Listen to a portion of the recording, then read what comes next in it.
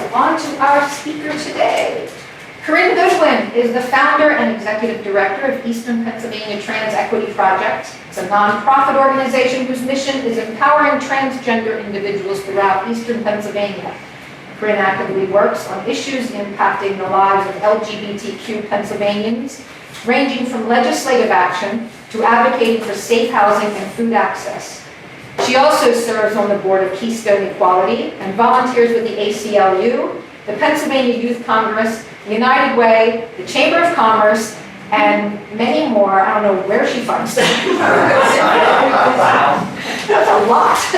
And a parent to one son who works in New York's theater industry. She lives in Orefield with her wife Debbie, a grumpy cat named April, who I would love to meet, and a model railroad that takes up way too much space in her basement. So please welcome Corinne Goodwin.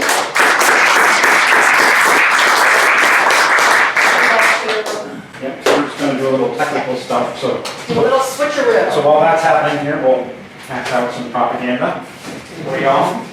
Business card. We're good. Okay. So my model railroad is freaking huge, I'll just say that. So take like 3 of these rooms, that's how big my model railroad is. And it is double decked, so it's actually like 6 times this. I know, so that is where I spent all of my kids' college tuition.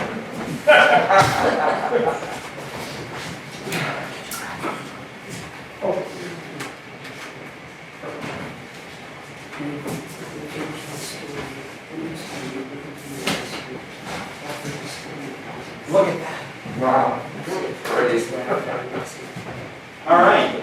So thank y'all for having me. I think your job is to make sure that you get my good side, which is actually this one. Yeah, so I'm just going to stand like this. But seriously, y'all, thank y'all for letting me come out and talk a little bit today. It's Pride Month is finally over. I was talking to another activist the other day, and both of us said, like, thank God it's over. So we did 9 Pride festivals. This is my, I think, 18th speaking event in the last 30 days. Wow. I'm puckered out. So, but we have 3 more events in the next 3 weeks too after this one. I was just going to say, it's great because I know she's busy as heck, but Sunday morning she's typically free. Yeah. Sunday morning is usually self-care time. I'd be like soaking in a bubble bath, watching Meet the Press, which is like therapy for me because it gets me fired up for the next week. Yeah. All right, so we are going to talk a little bit about transgender cultural awareness today. But first we're going to talk about me. Whoop, if I turn on my little clicker, it would be helpful. So I am a parent. I'm a spouse. I like to think I'm a good friend. I'm a business owner, so I own my own consulting firm. I have to make payroll every 2 weeks like any other business owner. I pay taxes for my property. I pay taxes on my income. I pay business taxes. You know, one of the things that I think I ought to get for my money, you know, beyond like filling potholes is like liberty would be good, right? You know, non-discrimination ordinances would be good. I am a model railroader. I cook. Cooking is actually my therapy. So I'll be cooking this afternoon. Believe it or not, I'm going to be making soup on a 90-degree day. I like to cycle, so we were actually going to go for a bike ride this afternoon, but you know, probably thunderstorms, not so much. I'm a theater goer, and I'm also a nonprofit leader. And the real point of this, by the way, this is my lovely wife Deb and my son Ken in the Public Theater in New York, is that trans is really just another adjective, right? And it's important to think about transgender people or any other marginalized member of a community that, you know, we're fully formed human beings, right? Yeah. So talk a little bit about the Trans Equity Project and what we do. So our mission is to empower transgender people while building community as well as advocating for social justice. And we do that a number of different ways. So our service area is 26 counties in the state of Pennsylvania. So you can kind of see here, we cover the whole eastern half of the state with the exception of the lovely city of Philadelphia. And people often ask me why that is. And the reason is because while there's always room for more services to support transgender and non-binary communities, the fact of the matter is that, you know, there is a reasonably robust number of services for queer folks in Philadelphia. But man, you get up here to Tioga County, a whole lot of nothing. So our goal really is to serve what we fondly refer to as Pennsylvania, right? And ultimately our goal is to move all the way across the state. We will probably serve everything but Allegheny and Philadelphia counties when we do that. So we started 4 years ago focusing on Lehigh, Northampton, and Monroe County. We've been biting off a few every 6 months or so as we move forward. But 26 counties, that's 6.2 million total population. It's 50% of the population in the state of Pennsylvania. And within our service area, there's about 200,000 people with transgender and non-binary experience. So this is what we do. It kind of falls into 4 swim lanes. First is supportive services and mentoring. So we run 7 different peer-led support groups and online communities. So for example, the Lehigh Valley Renaissance and Beyond the Binary groups, they meet the second Saturday of every month in person here in the Lehigh Valley. Our partners group, we have another Renaissance group for trans people. They meet virtually over Zoom, and then we also have 3 other online communities that we manage, because a lot of young folks, they don't like getting out. They just like live on their computers. What's up with that? We also have the largest listing of trans-friendly resources in the state. So if you're looking for a therapist, you're looking for a doctor, you're looking for housing assistance, you're looking for a lawyer, you're looking for a place to do your nails or whatever it is, you can go to our website, you can download all these lists. Those lists were downloaded over 5,000 times last year. And then we're also a partner with The Perfect Fit here in Allentown, which is an organization that will, you know who that is, will support people in their transition with free clothing assistance. Then we do a lot of advocacy work, so community events like the Transgender Day of Visibility this past March. We did flag raising here in Bethlehem, we did one in Allentown, we did one in Reading. I think that day I had 7 events in one day, so a lot of miles on the car. We did one in Coatesville too. Trans Day of Remembrance we do every year. That's when we remember the people who have been taken due to violence across our community. We're going to learn a little bit more about that here later. Our Pride program, so this summer we're doing 19 Pride festivals through the end of October. So that's one of the ways we get the word out about our programming and our services. We also do policy development. We do some limited lobbying within the scope of what our nonprofit status allows us to do. Then on the education awareness side, so for example, we have a program called Trans Topics. This is something that we launched during the pandemic, where historically there's been several conferences for transgender folks held throughout the country. They were, of course, all canceled. So we produced these workshops. They're recorded on our YouTube channel. You know, everything you would ever want to know about a trans person, from hormonal care to medical care to how to advocate for yourself to legal protections to interviews with people who've been the leaders of our movements over the generations. We also do a lot of work with medical schools, educations, and corporations. So for example, every year I speak to the 3rd and 4th year medical students, both at St. Luke's and Lehigh Valley Health Network. Every year I speak to folks up in Geisinger and their medical college. I speak every year to the University of Pennsylvania. So really one of the things we're trying to do is to improve the experience for transgender people. They go to the ER, we want to make sure they're treated with dignity. And then our biggest budget line, though, is our empowerment grant scholarship programs. So, for example, a legal name change. I want you to think about the importance of a legal name change for a person of transgender experience. So, how often do you have to share your name and potentially your identification? You want to buy a bottle of wine at Wegmans? You want to rent a car, a hotel room, go through security at an airport, maybe getting a security check on Amtrak. You want to buy a cell phone, you want to buy a car, you want to rent an apartment, you want to apply for and get hired for a job. And every time a person of transgender experience walks into a place where they have to share their name, maybe it's the drugstore, you just need to buy some cold medicine, right? And they ask you for your ID. If your ID doesn't match your gender presentation, your gender identity, it puts you at risk. A good friend of mine, a beautiful young woman of transgender experience, was meeting some friends after work in a local watering hole in the Lehigh Valley here a number of years ago. And when she walked in, she went to the bartender. The bartender said, "Can I see your ID?" She handed it over. The bartender looked at it and said, just loud enough for everybody nearby to hear, "Oh, you're one of those transgenders." Now, she immediately grabbed her ID and left. She was followed out of the bar and sexually assaulted by a black woman. Right? All because of that ID. So, in the last year, we've helped over 400 people complete their legal name change in court. Typically, like if you were to hire an attorney, that would cost you between $2,000 and $3,000. We do it for free. We also help people with transition clothing. So if they're in transition, they need, whether it's undergarments or outerwear, they just need a winter coat, we'll help with that. We do crisis and rent assistance. I just paid somebody's rent yesterday. I'm going to be paying somebody's rent when I get home later today.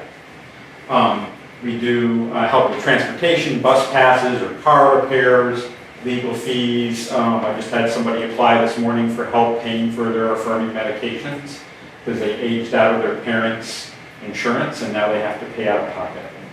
And then we also do, we just did 6 college scholarships this year. We paid for 2 kids to go to summer camp as well.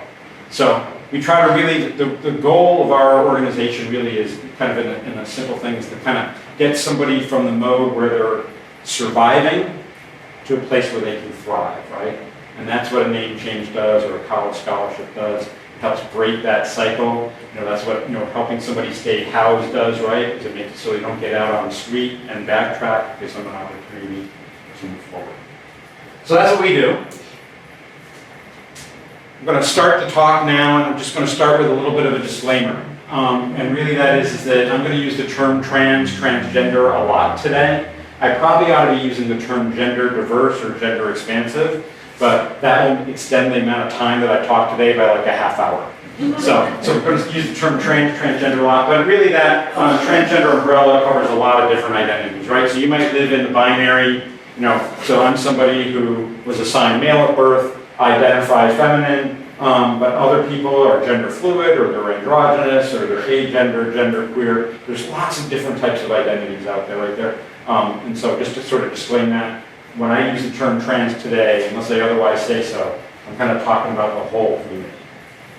So I just want you to take a second, and you can write it down or you can sort of think about it. But one thing that you know right now about people with transgender experience, and just hold that in your brain. Something that you know about us. And then I want you to think about one myth that people believe about transgender people. And just sort of hold that in your head today. Hopefully, the thing that you know is correct, but it may very well not be. And hopefully we're able to dispel some myths today. So, first question is, how many of you, just see a show of hands, know somebody with red hair? Excellent.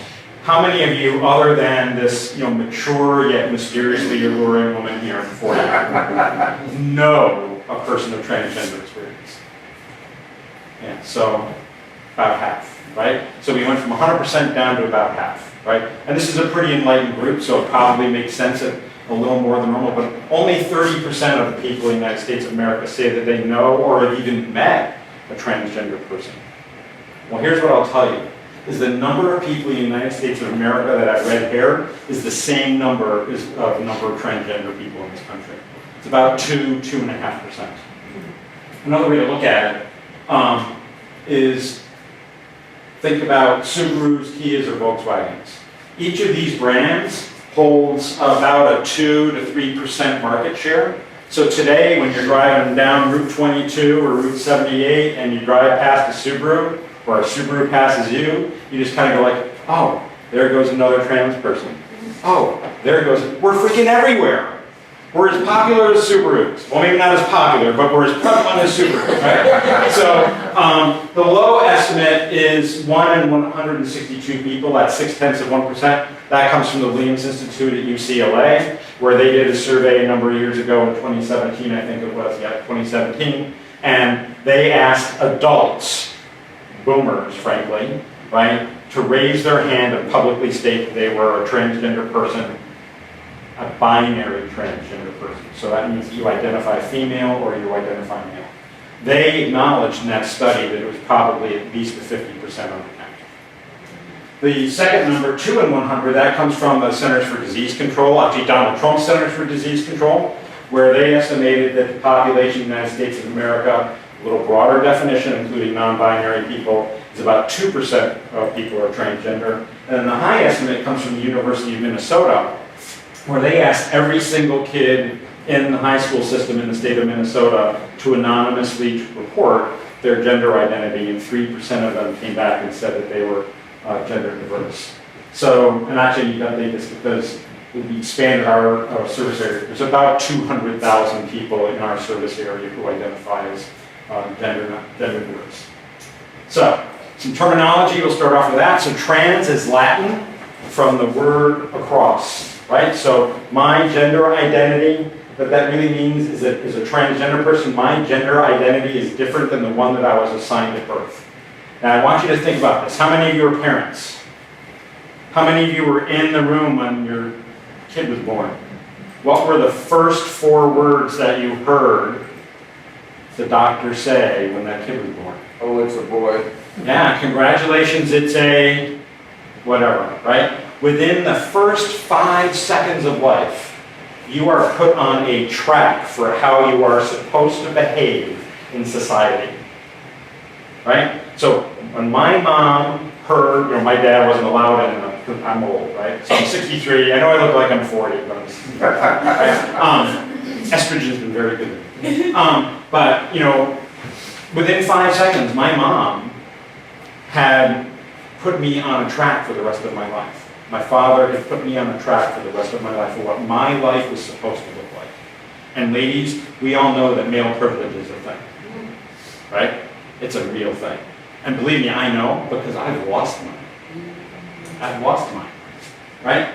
So cis is the other term you might hear a lot. So cis is Latin for same. So a cisgender person is a person whose sense of gender identity does correspond with their gender assigned at birth, right? So kind of get back to this idea, right? That, my identity, I knew that I was different. I didn't have language for it by the time I was like 3 or 4. And I remember the day it happened, my absolute earliest memory. And it was, I was playing doctor with a little girl next door. Her name was Gina.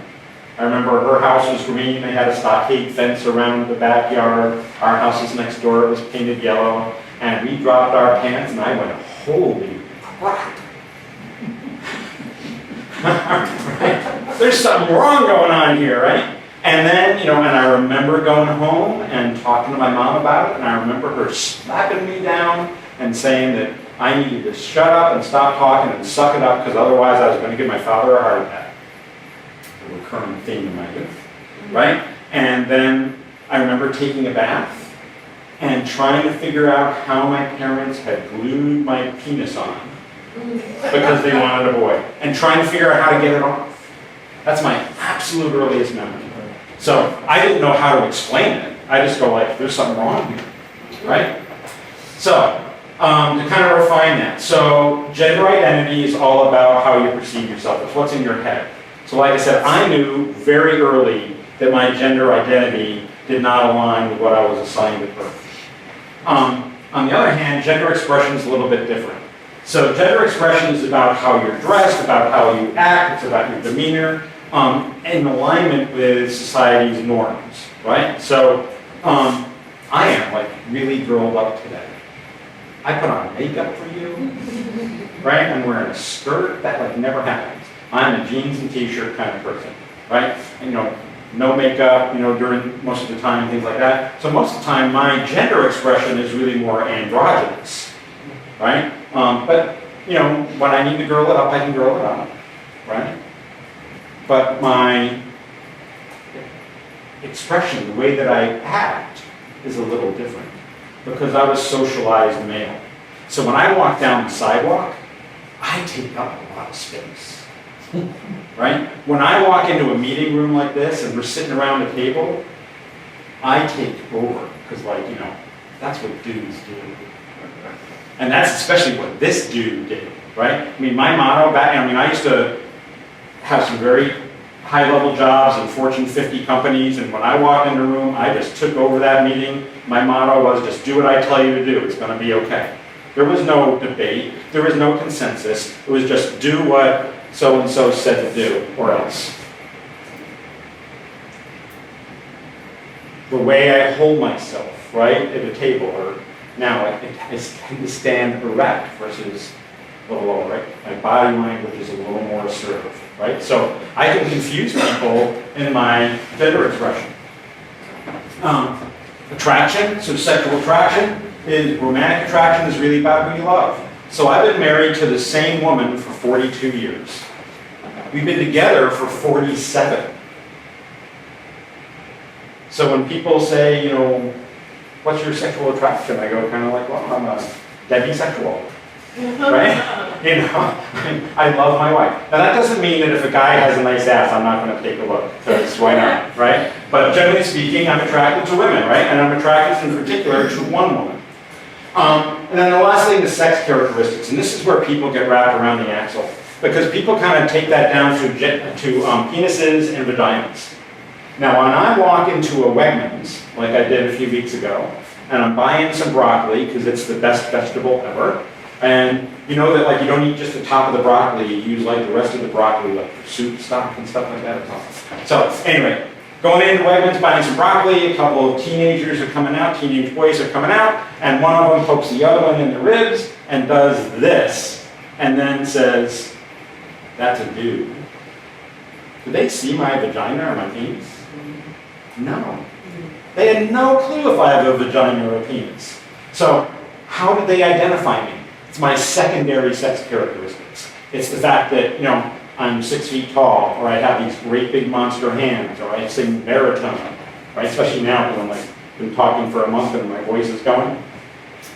It could be that, I have big feet. It could be that I have broader shoulders, or maybe somebody has body hair or facial hair.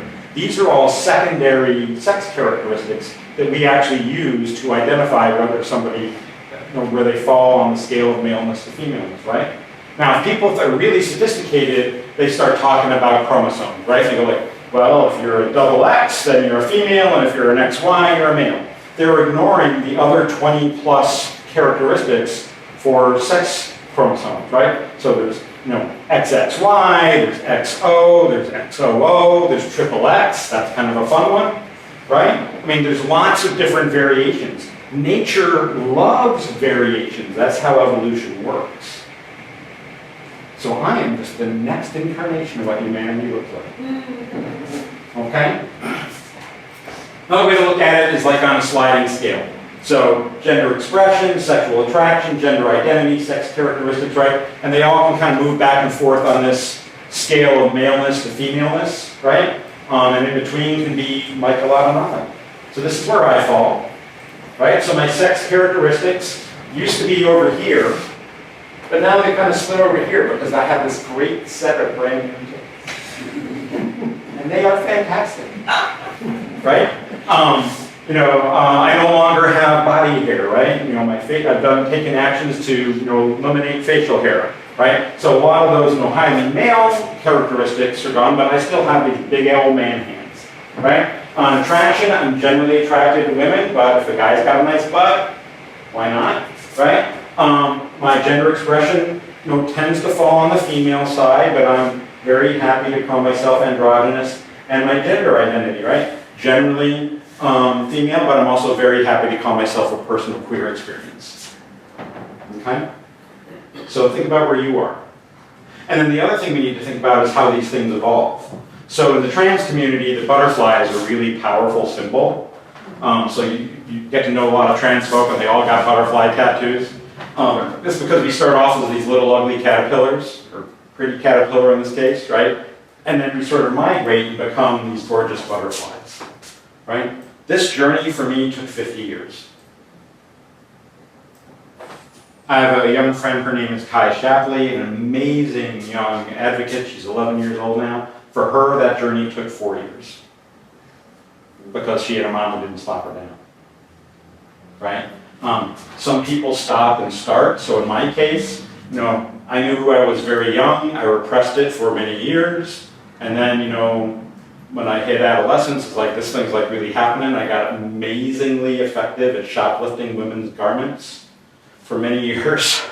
All right. And then, but my mom would find my stash. She'd tell me I'm going to give my dad a heart attack. She'd confiscate my stuff. She'd take it away. I'd go steal more. Right. We kind of went back and forth and back and forth, back and forth all through my adolescence. I'd go to college and I had a roommate. Everything went back in the closet. Right. Well, it went back in the closet from September until June, right? And then the summers were my time. And then, I went to work, and I was afraid of being out at work. Came out to my wife after 5 years worth of marriage. We came to an arrangement where basically she would go visit her mom one weekend a month, and I would have my girls' weekend a month, one weekend a month. She'd come home and she'd say, "How was your weekend?" And I would say, "Fine." And I would say, "How was your weekend?" And she would say, "Fine." And then we didn't talk about it. And then when I turned 50, it's like, man, I gotta do this or bad stuff's gonna happen, right? So for me, this took a long time. I have a friend who drove a tank during the Korean War, and she has never fully transitioned because she's afraid, right? So she's like 90 years old now. And for her, she comes to our support group meetings once a month, and that is her one time a month that she feels whole. A lot of times people ask me, why does this happen? Especially moms will ask me why this happens, right? And the answer is that it is absolutely a physical trait. So they've identified, I think it's 26 different genetic markers that tend to create a genetic predisposition for somebody to become transgender or be transgender. And what they think happens is that when a baby is in the womb, there's a few times when there's like a release of some hormones. And the first release actually is the one that flips the switch from male to female, by the way, right? And I think that what happens is that hormonal wash comes a little bit too soon, or a little too late, or a little too much, or a little too little, and that's what kind of turns on the switch. The studies are very small because very few people are willing to step up and kind of volunteer for this stuff. But that's what they think. These are slices of brain scans from transgender and cisgender people. So the ones on the left, this is a transgender person. This is a cisgender person, both identifying female. And on the right here, these are from masculine people. This is the trans one again. This is the cisgender person. They look a lot alike, right? My brain is a female brain. The female brain is trained to be a dude. The real question really needs to come out, is like, does the cause really matter? If you were, your family has, a history of having, brown hair, brown eyes, and that baby came out with red hair and blue eyes, what would you do? You'd deal with it, right? If you had a kid who, was born with a disability, what would you do? You'd figure it out, you'd figure out a way to deal with it. And so really, I don't think the cause matters. What matters is how we react to it. The next term that you hear a lot nowadays is dysphoria, specifically gender dysphoria. So gender dysphoria, or I should say dysphoria, is defined in your Funk and Wagnalls as a feeling of dissatisfaction, anxiety, or restlessness. Now, how many here have ever parachuted out of a plane? Okay, 2, I have, good. Right, how many here speak Chinese? Right, good. A little tiny bit. A little tiny bit, yeah. I used to be fluent, but not anymore, right? So here's what I want you to imagine. I'm guessing that probably none of you have been kidnapped. Imagine if you're walking down the street here, and somebody grabs you, throws you into the trunk of a car, blindfolds you, drives you to the airport, throws you into the back of an airplane, you're still blindfolded. They fly you for 18 hours across the country, across the ocean. They get over China. They strap a parachute on your back. They take the mask off. They push you out of the plane. They say, figure out how to get home. Would you be a little anxious? That's how I feel, right? Because I was parachuted into the wrong damn body, right? I was parachuted into the wrong body, and I was assigned the wrong role in the first 30 seconds of my life. And so since then, I have encountered what's called gender dysphoria, right? So I feel anxious and uncomfortable. And the reason I feel anxious and uncomfortable is not so much about the body, it's about how people act towards my body. Those kids walking out of Wegmans doing the point, that's what gives me dysphoria. Because then I start getting in my head and I go like, I'm just not good enough. I'm not woman enough. What do I gotta do to be able to navigate this world and not be afraid of being killed on a daily basis? That's what I think about. I often liken it to the old-fashioned stereos. You know, they have the knob that goes 0 to 10. We all familiar with those, right? Yeah. My knob never goes below a 10. Unless I'm in a very safe environment. And if I'm in an environment that I don't feel safe in, it goes up to a 15. So how can we have productive conversations when my anxiety level's on a 15, right? We need to talk about how do we help people drop their level of anxiety so we can have good quality conversations, right? And that's all dysphoria is.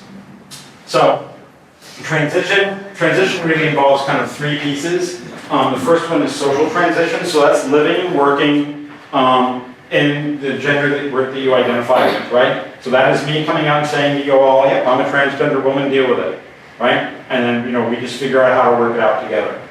Legal transition, though, so I socially transitioned when I was 49, actually. I've been legally transitioned now for about 7 years. So that's when I went to court and I spent that $2,000, got a discounted rate from a friend of mine, but it was still $2,000 to go to court, publish my intent to change my name in the paper where it said that, you know, Joe is changing their name to Joanne, and this is where they live, by the way, all right, and outed me publicly as a transgender person, right? That's legal transition. And then, of course, you know, because I was 50 years old, you know, like, think of all the places where your name is. You know, beyond like your driver's license and your social security record, right? You know, bank accounts and insurance and frequent flyers and whatever else, right? Amazon, your name is freaking everywhere. I've been legally transitioned for, you know, 6, 7 years now, and I'm still finding places that have my dead name, right? And then, of course, medical transition is the use of medications or surgical procedures to help align your body to your gender identity, right? So I have had electrolysis to remove facial hair. For a long time, I took drugs to repress the production of testosterone. And then I had surgery to remove my testicles, so I no longer had to take those drugs. I've taken estrogen to help feminize my body a little bit, and I've had top surgery. By the way, you never ever ask a transgender person other than me about their body parts. Verboten. Okay? Important thing to remember, and a lot of people kind of think about transition as, you know, quote unquote, the surgery. Most trans people don't get the surgery. Only 20% of transgender women get bottom surgery, and less than 5% of trans men get bottom surgery. These are really complicated, really expensive, and the complication rates are off the charts. So most people don't get it. Trans people might look like this, right? So this is Laverne Cox. She's an actor and social activist. Wonderful woman, has a heart of gold. This is Elliot Page. You know, these are kind of the public faces of a lot of our community, but that isn't really what our community looks like. Our community might look like this. So we've got Janet Mock, who is an award-winning entertainer and a TV producer. Alan Hart is the person who developed all the diagnostic tools that are still used to this day to uncover and then subsequently treat tuberculosis. Ben Barris was a neurologist, and he is the person that has created, or what was the person, I said he passed not too recently, but Pat, who created all the foundations for all our Alzheimer's treatments that are used these days. And then, of course, Megan Rohrer, the first openly transgender bishop in the Lutheran Church. Trans people look like this. So this is me and my amazingly beautiful friend Sebastian and her husband Atticus at an Iron Pigs game a number of years ago. All 3 of us are trans. We go to baseball games too, right? I was really pleased to be able to go to their wedding many years ago. So they now moved out of the area. Trans people look like this. Trans people look like this. One of my fears as an older person of trans experience, is that what happens to me when, maybe my wife has to put me, in the home, and I'm a woman who owns a penis? Are they gonna put me in with the guys? And what happens to me? So who are we? So we serve about 700 people a year in our support groups. We have doctors and lawyers and business people. We have several local politicians who shall remain nameless. Truck drivers, teachers, welders. A good friend of mine is the highest ranking soldier in the US military. She is literally a rocket scientist. She has designed the satellites that are watching us right now. And they've got lasers pointed at us, right? Students, we're moms and dads and uncles and grandmas, and probably most important is every one of us was somebody's kid at one point. We do the same things that you all do, right? So we like our pets, well, except for me. We like to cook, or I sing karaoke really badly, or we like to quilt, or exercise, whatever it is. We do the same things that you all do, and we want all the same things that you do, right? So we want to be able to live, we want to be able to go to school, so we can get a good job, so we can buy a lot of stuff, because this is America, and that's what we do. Right? We want to be able to worship the way we want to worship. We want to be healthy and safe and respected. We want what everybody else wants, except we have a problem. So who here is a Star Wars fan? Oh my God, there's like 2 of us. That's awful. So Yoda, great philosopher, right? And he said it really well. He said, fear leads to anger, anger leads to hate, and hate leads to suffering. And believe me, our community has some challenges, right? Because that lack of knowledge that people have about our community creates fear and prejudice, and that creates negative outcomes. So we'll share some of those. First thing you need to know is that in 27 states in this country, including the state of Pennsylvania, it is perfectly legal to deny a transgender person housing, to evict them, to deny them service in a restaurant, to deny them service in a store, to deny them educational opportunities. Perfectly legal. Now, where we are right now in Bethlehem, there's a local ordinance that gives me certain levels of protections. There's an ordinance in Easton and there's an ordinance in Allentown, but where I live in South Whitehall Township, a mile over the Allentown line, there are no protections for me. There's 2,500 municipalities in the state of Pennsylvania, and only 73 of them have legal protections for LGBTQ people overall, right? So one of the things I'll ask you to do is to write your state senator, whether it's Nick Miller or Lisa Pascola or Senator Argo, or whoever it is, and ask them to support the PA Fairness Act. We've been trying for 22 years to get a statewide protection for LGBTQ people from discrimination. And this year we actually have a shot for the first time ever. It's passed the House, the governor said he's going to sign it. We just need to get a hearing in the Senate. Year to date, over 500 anti-trans bills have been introduced in legislators across the state, including 6 bills in the state of Pennsylvania. So the issues start when we're young. So 77% of K through 12 students who are transgender say that they have been significantly harassed or even assaulted in the school system. And the worst part is that only 1 in 5 staff members or teachers will interfere when they encounter this type of issue. They just let it happen. And the result of these negative outcomes is that the average grade point average for a transgender student who's harassed versus not harassed goes from a 3.0 down to a 2.2. That's the difference between going to college or going to school and not, right? The desire to go to college drops from 49% down to 32%. And this 49% is already well below the number for cisgender youth, right? That number's up in the 70% range. So this creates issues in terms of income, educational outcomes that follow people for the rest of their lives. And it's all because of these misunderstandings and not believing trans kids. 57% of us, this includes me, have been rejected by family members. And if you're a young person and you're living with your parents and you're rejected, or you're living with your spouse and you're rejected, and they kick you out of the house, that means homelessness. Almost 30% of us have been homeless and living on the street. Right now, in the city of Bethlehem, I know 5 people that are living in tents or in cars. I know more in Allentown and more in Easton. Because there's no room at the inn, and most housing shelters in the area will not accept a person with transgender experience. Even when we're able to get off of the street, 21% of us experience housing discrimination. So one of those people that are living in the cars locally here right now, they were living in an apartment, they were paying the rent, they were caught up, they were a retired postal worker, right? They got a good pension, they got good social security, and their neighbors were harassing them.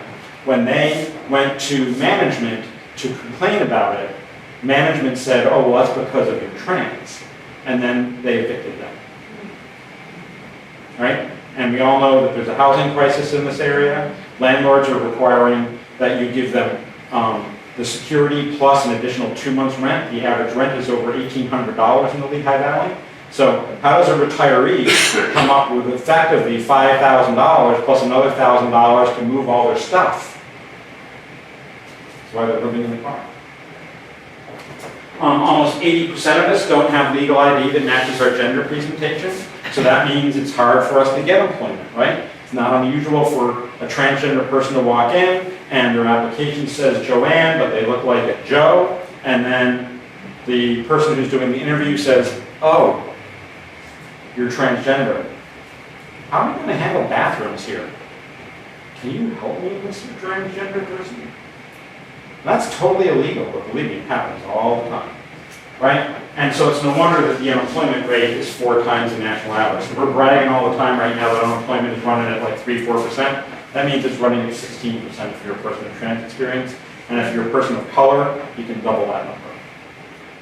So when you kind of put that together, it's no wonder that 1/3 of us are living below the poverty line. If any of you are familiar with what's called the Alice line, so the Alice line means that you are employed, but you're income constrained. In other words, you are a blown carburetor away from disaster, right? And over 50% of transgender people are living below the Alice line. And 27% of us go to bed hungry every night. In healthcare, 19% of us have been refused care by a provider. That includes me. So when I came out to my general practitioner, 15 plus years ago, and at this point I wasn't even thinking about any type of transitional care. I just said, I was there for like a physical and a flu shot, and they ask you the 49 questions ahead, like, do you wear a bicycle helmet, and do you ever feel depressed, or whatever it is, right? And I said, hey, I'm a transgender person, can you please put that down on my record? And the doctor said, yeah, I don't do that. What does that mean? You won't put it in my record? Or you won't treat me? Well, very quickly I found out it was that he wouldn't treat me, because I walked out of that exam room with a clean bill of health, and he never listened to my lungs, never palpated my liver, never listened to my heart, never checked for edema, and that's bad stuff when somebody is like, a little overweight, mature, and a pre-diabetic. I am insured, I'm married to a healthcare provider, I'm well educated, I'm intelligent, I am an advocate and an activist, and I didn't go back to the doctor for 4 years. In fact, the only reason I went back to the doctor, because when I got my name change done, they said I had to go to the doctor, actually physically to the office to get that done. I said, well, while I'm there, I'll get a physical. Guess what? Didn't listen to my heart, didn't check my palpate my liver, didn't check for edema, nothing. I walked out with a clean bill of health. I have a new doctor. Right? But this is not uncommon. It's not uncommon to happen in ERs that people refuse to treat us. 30% of us have had negative medical experiences. So we had somebody at one of our support groups not too long ago who was having symptoms of a heart attack. They were an older person. And we packed them in the car. We drove them over to the ER in Muhlenberg. And, they walked in. And the first thing they hear is, oh, you're transgender? Well, we'll get mental health down here for you. How about fixing the fucking heart attack? Sorry. Right? Yeah. No disrespect, I gotta leave early. No worries. I didn't intend to cause any issues. Thank you. I'm sorry. Okay. All right. But we want to think about that, right? So, medical treatment's a real issue. This is why we do so much work with medical schools. And 50% of us have had to actually train our doctors. I have a friend, she's an avid cyclist, she fell off her bike a year ago, and 2 years ago now, literally broke her pelvis in half. Had to be life flighted to the hospital, right? And they grew her back together and all that stuff. She's in the hospital for 3 weeks. Every day they were bringing medical students into her room so she could educate them, right? That's not right. No, let her just watch bad TV that's on hospital TV, right? We're 44% less likely to have health insurance, probably because most insurance in the United States is employer-based, right? This is an interesting one right here. So this is how many of us postpone care. So if you're a trans guy, 50% of trans guys do not or delay health care. So you're a trans guy and you start to get balding, because that's what testosterone does, and you grow your facial hair, and you look like a total, most trans guys just look like short hairy dudes, right? And how do you go to the gynecologist? Because you still need to get a pap smear, right? Because you still have a cervix, and you still have ovaries and the uterus, right? So they don't know. On this one, so the average American, 1% of most Americans get a UTI every year. It's 8 times the rate for transgender people. Why do you think that happens? It's because we don't drink water. We don't drink water because 50%, 7% of us will do everything in our power to avoid using a public restroom. So today, right, and I'm an activist and an advocate, I didn't drink anything until I got here. Because I didn't know what I was going to encounter, even though I know Jim well, right? And I thought it was probably going to be a friendly environment. But I will do everything in my power to make sure that I don't have to pee in a public restroom. Because if I pee in a public restroom, there's a good chance that I'm going to get killed. Right? All it takes is somebody, see me in the restroom at Walmart and come out and say there's a dude in there, and then somebody comes and beats me up. I'm twice as likely to be assaulted as any other population in the country. LGBT people in general are 9 times more likely to be assaulted than other groups. That includes Muslims and Jews and people of color and immigrants. And 67% of all hate crimes are perpetrated against transgender women of color. 16% of us have worked in the underground economy, so that's either the sex trade or the drug trade. Well, why? Because if you can't get a job and you're living on the street, you'll do what it takes to put a roof over your head and food in your belly. And 51% of us, including myself, have been harassed by police. We call it walking while trans. So I'm walking downtown Allentown at 9 o'clock at night after seeing some friends, and a cop walks up to me and says, "What are you doing here?" I'm walking to my car, because I'm an old lady and I go to bed by like 9 o'clock at night, right? And that means that 57% of us don't report things to cops. So my friend that I mentioned earlier did not call the police after she was assaulted. She called it. Trans people are twice as likely to be incarcerated as the rest of the population, and almost half of black trans folks have been in jail at some point. It's no wonder that 41% of us don't just think about suicide, we actually make an attempt. And for youth, the number is over 50%.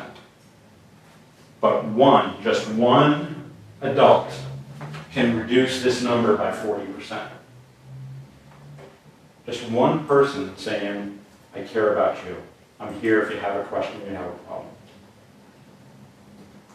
So now that I've painted that picture, here's the most important slide in the whole deck. 43% of us haven't been rejected by families, 71% of us have not been homeless, 71% of us live above the poverty line, 73% of us do have food in our bellies, right? Most of us have not worked in the underground economy, and most of us have not attempted suicide.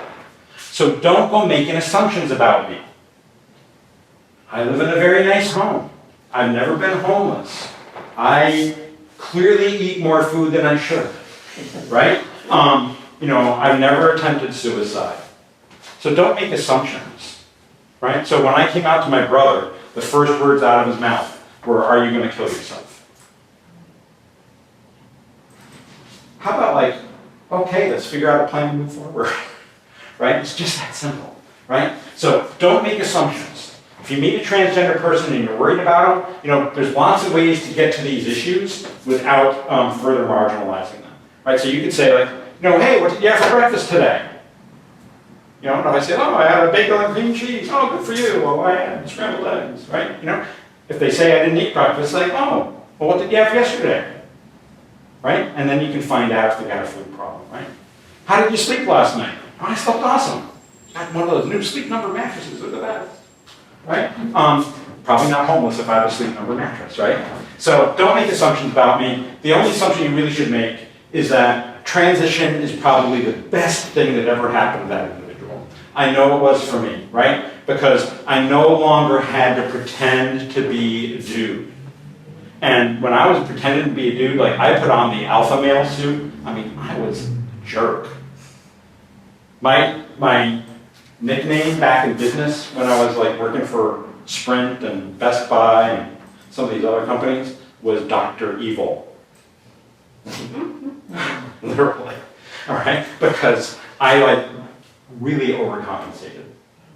I mentioned my friend who's in the military. Trans people enlist in the military at a rate 3 times the average American because we're trying to figure out a way to overcompensate. So living our truth is an amazing thing, and I'm the happiest I've ever been in my life. So what can you do, right? So become an ally. So the first thing I want you to remember about being an ally is that the act of coming out for LGBTQ people really is revolutionary. Unlike most other marginalized groups, we make a choice, not about who we are, but to live truthfully, right? I made a choice at the age of 49 to raise my hand to my family, to my friends, to my clients for my consulting business and say, hey, look at me, I'm a transgender person, please marginalize me, right? And the truth is that most of my clients are cool. One of them ghosted me and has yet to pay me about $20,000 they owe me. But I chose to kind of get rid of the confinement part, and get rid of the safety of being in the closet for liberation and then stigmatization, right? That makes our experience different than most other people. So when somebody comes out to you, right, you should be keeping in mind that they are afraid, right? But they trust you enough to do it, right? And so just say these words. Thanks for telling me. I want you to know this isn't really going to change anything in our relationship. We're going to work through it, and I want to help you. Just saying those words will take my volume knob from that 15 down to a 10, and then maybe even down to a 5, and then we can have a good conversation. So some things to do when someone comes out. Number 1, appreciate the fact that they trusted you enough to do it. Thank them for sharing, and then ask them if it's confidential. Because coming out doesn't happen all at once. Just because of who I am, I built a spreadsheet, right? And so I had my list of people that I needed to have face-to-face conversations with. I had people that I was going to write a handwritten letter to. I had people that were going to get an email. I had the people that were coming out on social media, and then I had the list of people that I could care less about, right? But, and it took me a year to work through that process, right? And then ask them how you can support them. Don't downplay the significance, because remember, when a queer person comes out to you, they are potentially opening themselves up for violence. So don't downplay it. And also, don't ask questions. So we have this amazing tool these days. It's called Google. If you have questions, just ask Dr. Google. You don't need to ask me. Right? If you do feel you need to ask me, ask permission. Right? Be aware of the boundaries, and never, never, never, never go to somebody and say, hey, did you know that Corinne is transgender? I may not have told them. And that could actually put me at risk of violence. Just a little bit about names and pronouns, right? So here are 3 famous people, Katy Perry, The Rock, who grew up here in Bethlehem, right? Snoop and Martha. Why do we call Snoop Snoop? That's what he wants to be called. Yeah, that's what he wants to be called. We don't have a problem with that, right? We don't have a problem calling The Rock, right? These are what their given names were. So when I say I want to be called Corinne, or that mature yet mysteriously alluring woman, right? Respect that. respect that. I chose my name for very specific reasons. Same thing with pronouns, right? And I know that, some people struggle with what we call neo-pronouns, with Z, Zir, and Zay, for example, right? But, we choose those things. They're not preferred names, they're not preferred pronouns, they are chosen. And they're chosen for a reason. If you hear or see somebody do something wrong, say something, right? So, and we teach what we call the STOP method. So STOP stands for state the inappropriate behavior objectively, tell the offender what they did wrong and how it made you feel, and then give them some options and then stress the positive results in practice if you can. So for example, Tom, you misgendered Corinne by using male pronouns. By the way, do this in private, right? So reprimand in private, praise in public. You misgendered Corinne by using male pronouns. I want you to know that made me feel a little bit uncomfortable. And if it made me feel uncomfortable, I can't even imagine how it made Corinne feel. Maybe a better way is to just use their name. Let's just drop pronouns. So instead of saying she's going to do something, you say Corinne's going to do something. That should make everybody more productive, don't you think? It takes like 2 seconds. It takes like 2 seconds, right? But that means that I don't have to do it, because my volume knob's already at a 15 when that stuff happens. Other things, right? So just like these are the 6 A's of allyships. Number one, you have to have an appetite to learn. That's, by being here today, you certainly demonstrated that, right?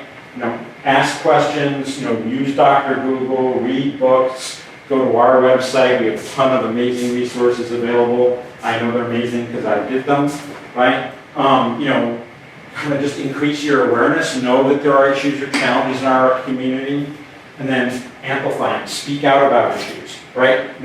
Take some action. So I asked you to write to your state legislator today, to your senator, to promote the Fairness Act. And I will be lucky if 2 or 3 of you do it today. I was talking to a state senator. We were in the Capitol lobbying about 2 weeks ago. I was talking to a state senator. They just passed some gun legislation for the first time ever in the state of Pennsylvania. And this legislator said that they had planned to vote against it. They voted for it because they got five stinking emails. What would happen if, the dozen of us today all sent Lisa Boscola, who's on the fence, by the way, an email saying, please vote for the Fairness Act? So take some action and then advocate publicly. Right? So there's this huge convention happening down in Philadelphia right now from a group called Moms for Liberty. They have a chapter right here in Northampton County. They have one in Lehigh County. And seriously, they want to kill me. Right? What are we doing about it? And I want to make sure that you know that hashtagging is not allyship. Right? Putting stuff on social media doesn't do anything but make you feel better about yourself. Matter of fact, Senator Boscola, her chief of staff, told me to my face, yeah, we don't pay attention to anything on social media because we know those people don't vote. We pay attention to emails and letters. Is Nick Miller on the fence? Is Nick Miller? No, Nick Miller's good. But still, write the email anyway. Because when you write, an ally like Nick Miller that letter, then he can go to the well of the Senate, hopefully we even get the debate, right? And say, I have gotten, 800 freaking emails, right? All from Tom, or what's your name, I'm sorry, right? So, anyway, if you want some resources, go visit our website, transequity.org or lvrenaissance.org, and follow us on our social media, take a look on our YouTube channel, lots of really great information. And with that, I will take a sip of tea and rest my voice. Wow. Be happy to answer any questions, so thank you.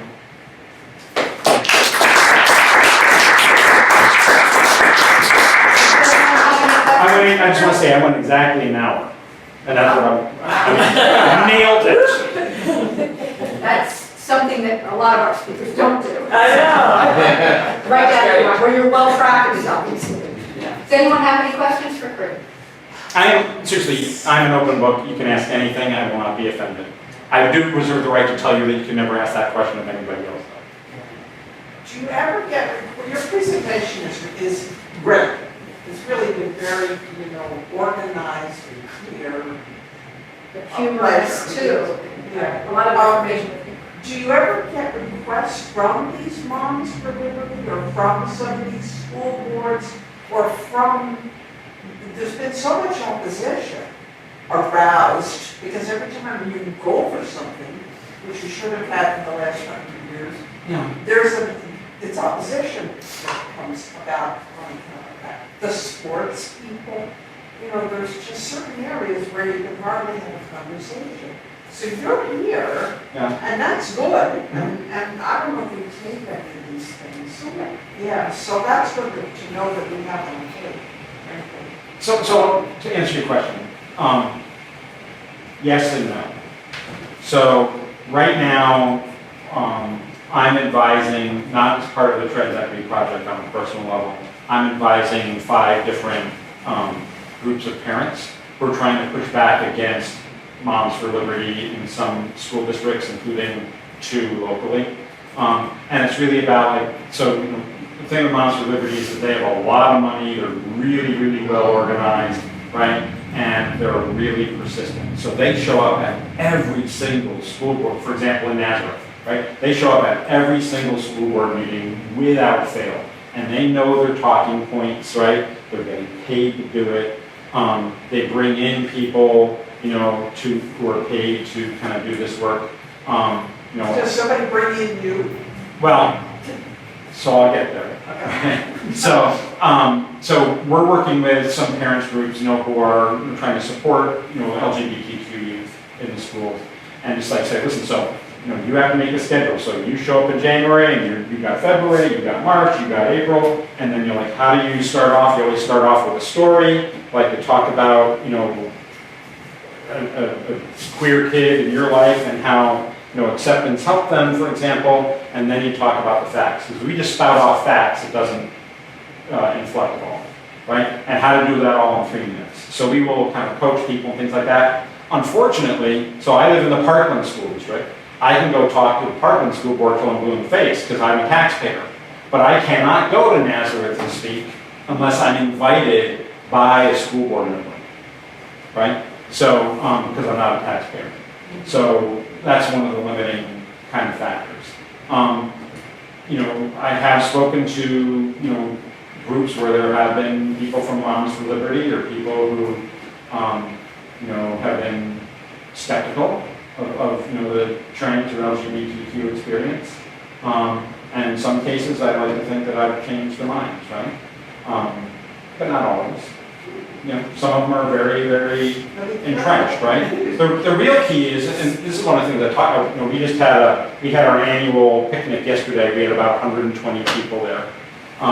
Many of them who are young, and some parents. And, the thing you need to think about is that we are in this place right now because we have come so far over the last 10 years.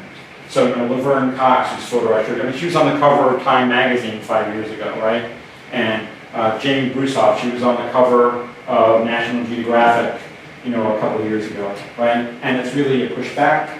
And, with all due respect to, some of the folks in this room, but, eventually, all these grumpy old white dudes are going to die, right? There is fear that more and more LGBTQ youth, so I don't have it here in this deck, I probably should, but if you ask the boomer generation, which probably most of us are in, probably not here, all right, but I'm guessing that most of us are in the boomer generation, right? Fewer than 2% of boomers will raise their hand and say, yes, I'm an LGBTQ person, right? You go to a group of 20-year-olds, and 20% of them will say that I identify as an LGBTQ person. That doesn't mean that there are more LGBTQ people, although that's one of the talking points, right? What it is that they have now seen that, I can lead a positive and thriving existence as a transgender woman, and so they go like, well, if she can do it, so can I, right? And, like I said, I knew from a very young age who I was. I was just fearful for 49 years of, living my truth. Yes. You were going to say, ask your question. This is like kind of a technical one, but with the pronouns, for She Day. And I've always kind of wondered why it's not she or why there's this. Yeah, so really, so it gets back to this idea that names and pronouns, I chose that. That's an affirmative decision, right? So gender really is on this spectrum. And like I said, I'm very happy to call myself just a queer person, right? So I'm a woman who has a penis, right? So why not acknowledge that, and using that they pronoun is something that I'm comfortable doing. It's also a way to show allyship, frankly, to a lot of folks who identify as non-binary and use those, they or neo pronouns. So it's just a conscious decision on my part to kind of show allyship, frankly. Yeah. So I have perceptions, and they're probably wrong, but I'd love to hear your thought on it.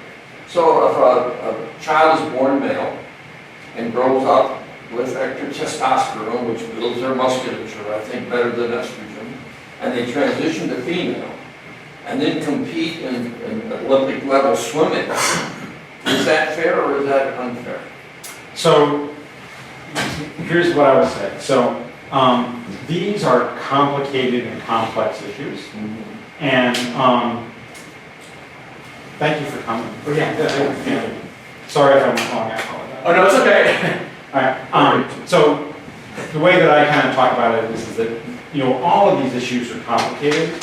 Complicated issues need complicated and nuanced answers, right? Simple, the world is not a simple place, right? The world is not black and white. The world is full of variation and grayness, right?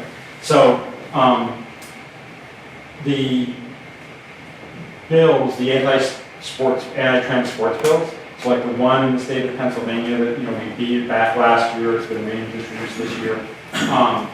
What it says is that any transgender youth from the age of 5 all the way through graduate school cannot compete in intramural or interscholastic sports.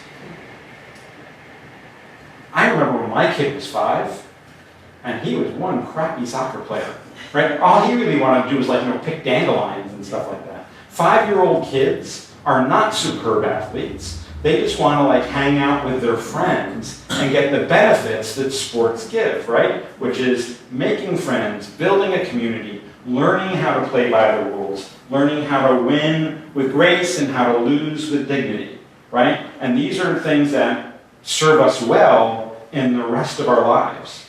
Matter of fact, people who take part in interscholastic sports, they make 25% more money than people who don't, is an aggregate. So why wouldn't we want our youth to play in sports? They get better grades, they get more likely to go to college, right? Not because of scholarships, just because they get better grades. So I would say, this is just my personal opinion, is that sports are not fair. They never have been. So we all know who Michael Phelps, the swimmer, is? Yeah, he is size 16 feet. His ankles are double jointed. His arms are longer than his legs. And his body makes 1/3 of the lactic acid of any normal human being. Was it fair to compete against Michael Phelps as a swimmer? No. No way. Right? Brittany Griner, who we all know who because she just came back from being arrested in Russia, but she's 6 feet 9 inches tall and she can dunk. I can't dunk, right? Is it fair to compete against Brittany Griner? No way is it fair, right? So sports isn't about fairness. It's about applying the rules evenly, but the actual competition has never been fair. There's only ever been one Division 1A type athlete who's ever hit a podium. That was Leah Thomas. Right? There's only been one Division II transgender athlete who ever hit a podium, and that was somebody who was a hurdler for, I think, the University of North Dakota or something like that a number of years ago. Right? The number of transgender athletes is minuscule. They're all theater kids. Right? I mean, honestly, it's a general rule, they're theater kids. Right? I mean, so it's a non-existent problem. It really is. you know, in the state of Utah, for example, where they passed a sports ban, they asked the, you know, the head of the Department of Education, well, how many trans kids are there in the school system who are playing sports? And the answer was 4 in the whole state, right? I think there's a lot more important things to be focused on, like maybe, you know, buying new textbooks, or installing air conditioning in old buildings, or filling potholes, or a whole host of other things that our legislators should be working on. The whole reason why this stuff happens is because the other side has done some in-depth research, and they have found that the number one thing that will motivate a voter to switch, you know, from either independent to vote for Republican or Democrat to vote for Republican, the number one thing that will cause somebody to switch is fear for their kids. And they have proven, they did this in the Kentucky governor race a few years ago, that when they started running ads about trans kids in sports, they were able to move that race by 7 points. They still lost because they had a really shitty candidate, right? But they went from like 14% down to 7 within like 2 weeks, right? And so you think about our congressional district here with Susan Wild, right? You know, this is the most competitive congressional district in the country. I mean, typically it's like a 1-2% margin of victory, if that.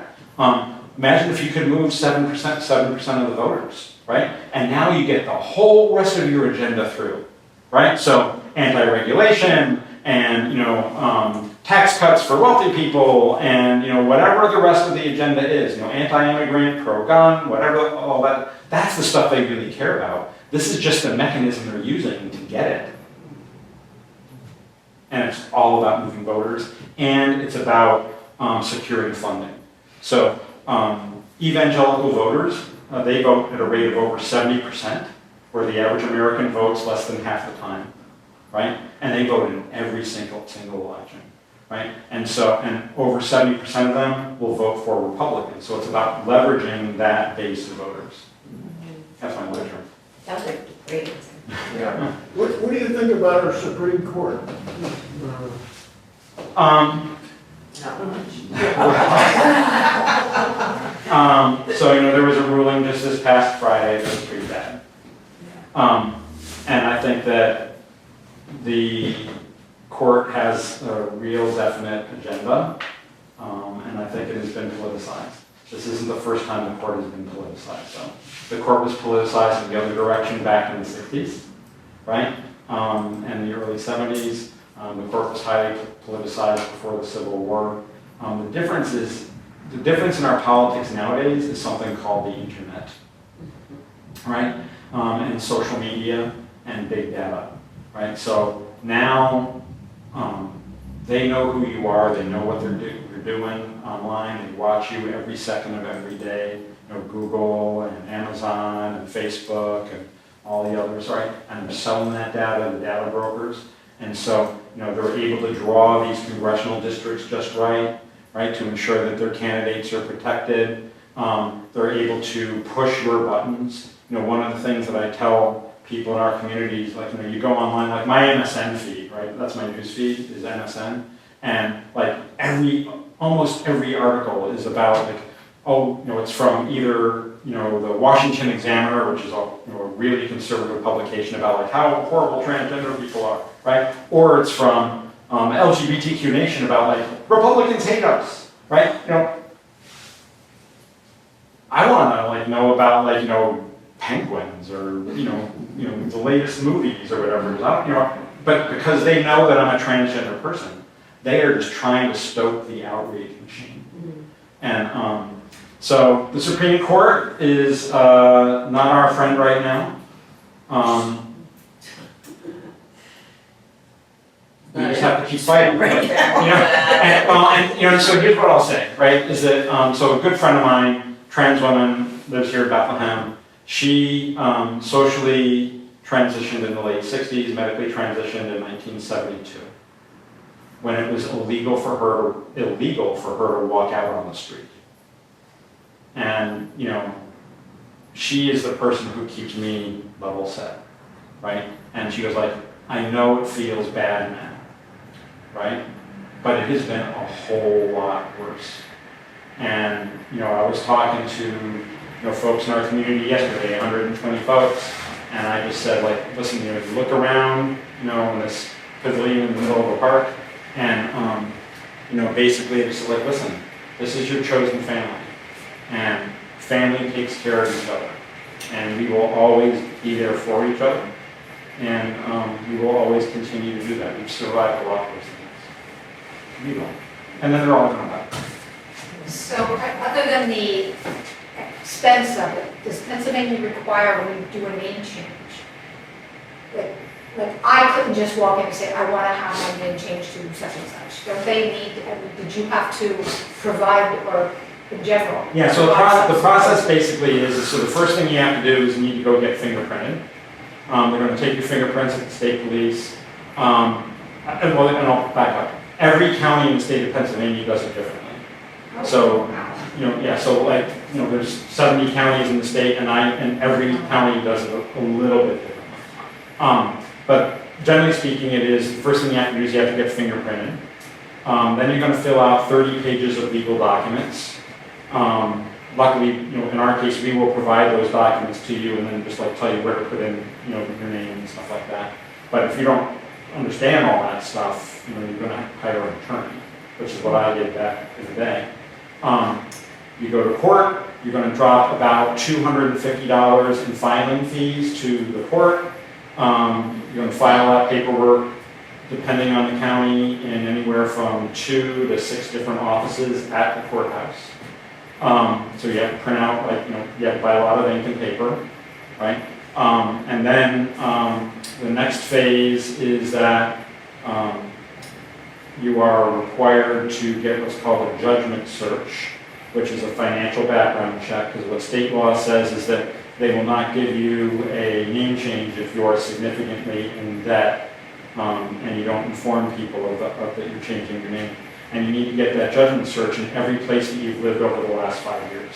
So I was talking the other day to somebody who had lived in Northampton County, lived in Lehigh County, had lived in Columbus, Georgia, had lived in Florida, and had lived in Nebraska all within the last 5 years. So every one of those judgment searches costs anywhere from $50 to $100. So they have to do it 6 times. Then you need to publish your intent to change your name in the newspaper and in the county law journal. So that's another several $100s to do that. And depending on the county, the ads will be a little bit different, but generally what it says is that, Joe Smith has filed a petition to change your name to James Smith, and they live at X and X address, and if anybody has a problem with this, they should show up in court on date Y. Some counties don't require it, like Lehigh and Northampton don't require you to put your address and anything like that, right? But it outs you as a transgender person, right? And people read the newspaper, and a lot of people are like, well, nobody gets the newspaper anymore. It's online forever, right? And so I know that whenever I hire somebody, I do a Google search on them, right? And it's very easy to find the ad. It's like, oh, well, Joe used to be a Jane. I'm not going to hire them, right?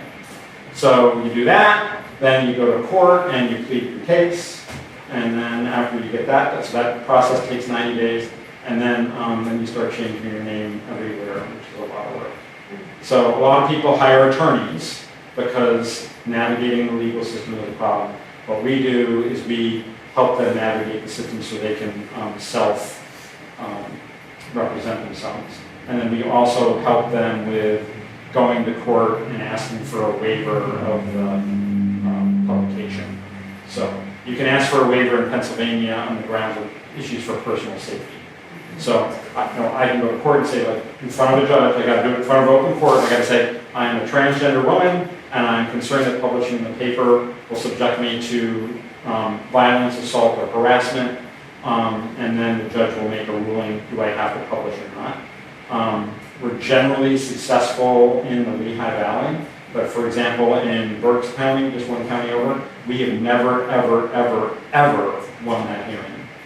And we even had one case where I thought, oh, this one's for sure, right? Because this was a person that had been previously assaulted, they had a police report within a year that said they were attacked because they were transgender, They had arrested the people, they were convicted, and the judge still said, no, you still have to publish. What the judge actually said is, well, maybe if you had video. Yeah. Yeah. We've never won a hearing in Berks. We've never won a hearing in York. We win about half the time in Montgomery County. And then, of course, if it's a kid, then there's a whole other layer of issues. So it's complicated, but we're good at it. So, give us money. Any other questions? I would just like to have a conversation with you. I work in employee relations for a very large organization. I've got a team of about 12 of us that cover the Northeast. And I'd like to talk to you about doing, even as if it would have to be like a Zoom Sure. presentation to my group. Do them all. Okay, that would be awesome. Yeah. I think I passed around my card. Yeah. Just give me a call or something.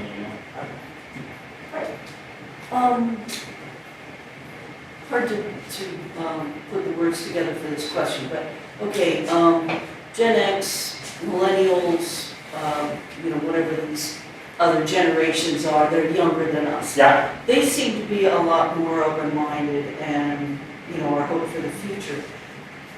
My concern is these organizations like Moms for Liberty, how are they affecting the kids that are coming up now in, elementary level education? So there's How much do we have to worry? a lot of trauma. There's a lot of trauma. So I was talking to a woman yesterday, parent of a trans kid, and a lot of these parents, they're real mama bears and papa bears, right? And they do everything they can to protect their kids. And she's, and there's a lot of sort of informal, closed, like Facebook groups, and they all kind of network.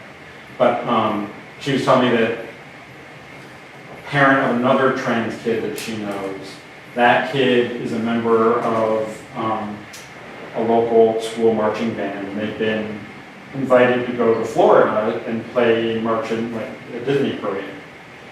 And Florida has just instituted a policy where if they find out that a kid is trans, even if the kid is from out of state, they will confiscate that child and put them into the foster system and take them away from the parents. And so this mom, the kid wants to go to Florida and march in the band with all of their friends. And the mom is like deathly afraid, beyond the whole bathroom thing, right? Beyond the whole medical healthcare bans and all the other stuff. It's like she's afraid the state's going to confiscate, take her kid away from her family. And my advice is, don't let them go. So, you let the kid go and you're risking, that kid's safety down the road, or you don't let the kid go and you're traumatizing that kid and you're being the bad guy because they can't be with their friends. And that is the equation that a lot of parents are doing right now. Well, it seems like the right decision is for the school band to boycott the parade. No one knows the kid's trans. Right? But, the kid goes into a bathroom, someone might figure that out. So these are it's a scary world out there. We've seen in our support groups, so typically like at our Renaissance support group, we'll get, we're doing it next week and we'll get, maybe 30 people that'll show up. We've had as many as 60 this year come. And it's all because of, kind of just the general trauma that our community and how they feel attacked. So kind of historically, people will come to our group, they'll hang out for a year or two, they're getting resources and advice as they transition, and then they kind of graduate and they're out there in their life. They're all coming back now because they're afraid. Well, I think we are out of time. And thank you very much, Corinne. You're very welcome. Thank you. I know I like to hear myself talk.